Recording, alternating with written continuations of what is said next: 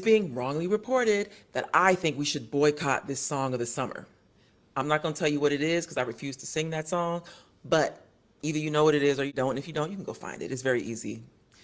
But I don't think we should boycott. What I want is to see people understand the power of words and music and to make choices that are healthy for them. That's what I want. Do I think it matters what I want for people? No. I have finally learned that it doesn't matter and that there's no amount of sacrificing my life force energy that is going to make anybody want anything better for themselves. All I can do is emanate what I emanate, stand for what I stand for, and hope that it reaches who it's meant to reach. And that's it. And that's all I'm going to do. And so my comment makes it very clear that I don't think we should boycott. My comment is tantamount to everybody doesn't want the same thing. And there are a lot of people who are saying it's just a song. Well, if that's what you think, enjoy. But what I know is that music has power. But of course, I have used that power to help some people. And I have traveled around this world twice. And I see the impact of what we export out of the Black American experience to the rest of the world. Longer story for another time, but I've seen it, so I know. And I'm telling you what it is, but you enjoy if that's what you want to do.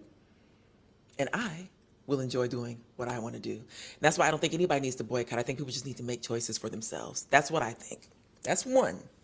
Two, also, this is a short version of a longer video. I put a much longer video where I go into detail about these concepts on my Substack, so go check that out if you're interested.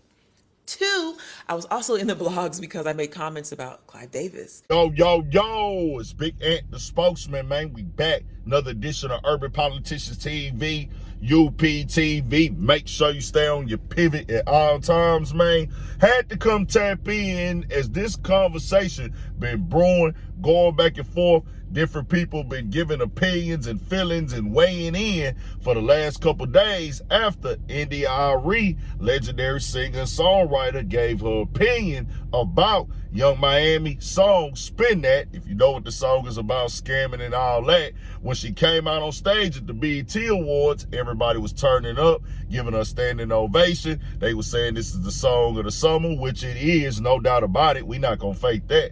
But when she gave her opinions on it, it started having different people having mixed feelings about it. Some agreeing, some saying, nah, she hating. Then it got to a narrative out there where people were saying that she was calling to boycott the song and she was just saying, nah, this ain't it. And that's when she came out today and explained right there in the beginning, that's not what I said at all. I was telling y'all do what y'all want to do with the song, in my opinion, with it. And now it turned into a whole complete back and forth a little bit. Well, she has said, I finally realized that not everybody wants to get free.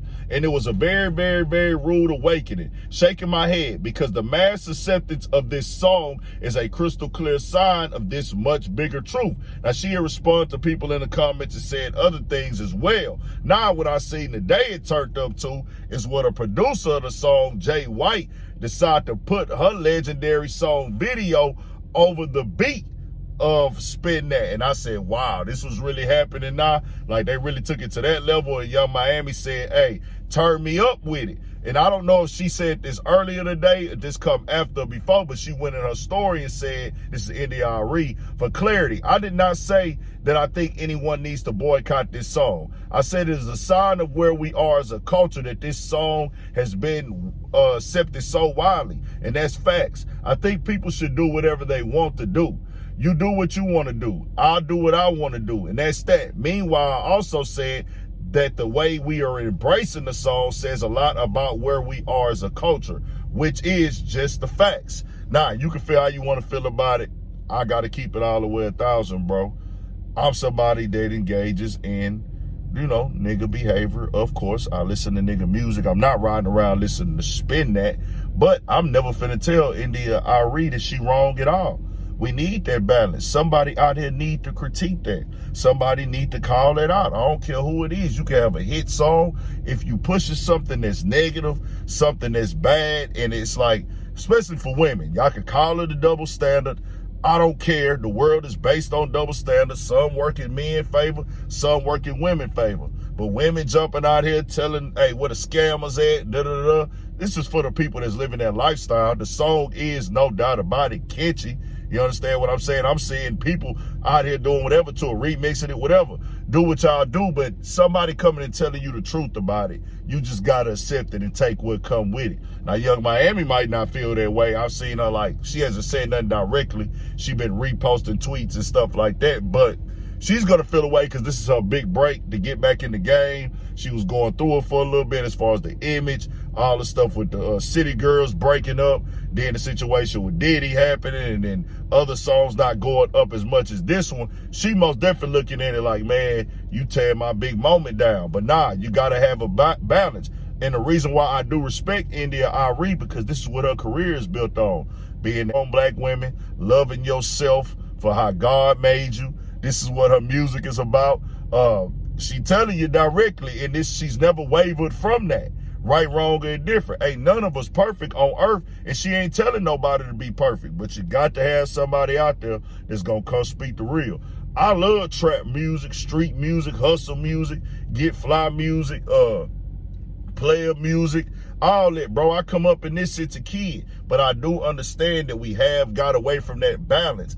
I'm somebody that understands what's real life and that this music can influence people to think a certain way. Not true. It's on you, your upbringing, and especially if you're an adult, to understand and know that this is nothing more than entertainment, even though it's a reflection of certain people's lifestyle. Don't go out here and follow this and mimic this. And for sure, don't let no rappers, entertainers, or athletes be your kids' role models and think that your kids should be trying to do whatever they see somebody on their phone doing, the TV doing. But these negative influences can bleed through. Of course, the biggest influence is going to be the environment, not the music. Let's just keep it all the way 100. The environment, how you growing up, how you living, what you seeing going on around you. But anybody out here pushing a conversation of balance, because they done got completely away with the R&B. I've been going down through the old catalog.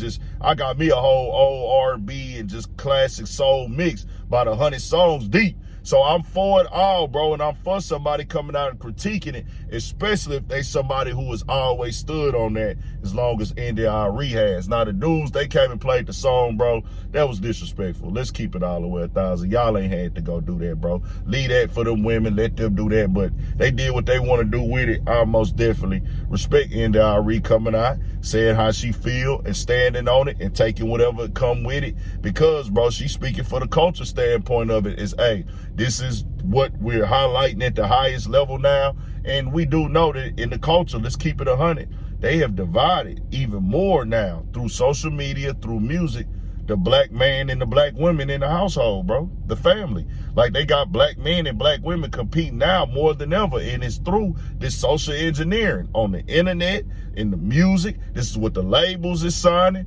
all the HO rap and the stuff that these girls don't even be living in real life. It's crazy and wild out here right now. Just keeping it all the way 1,000. I think this is not me trying to be in competition with women.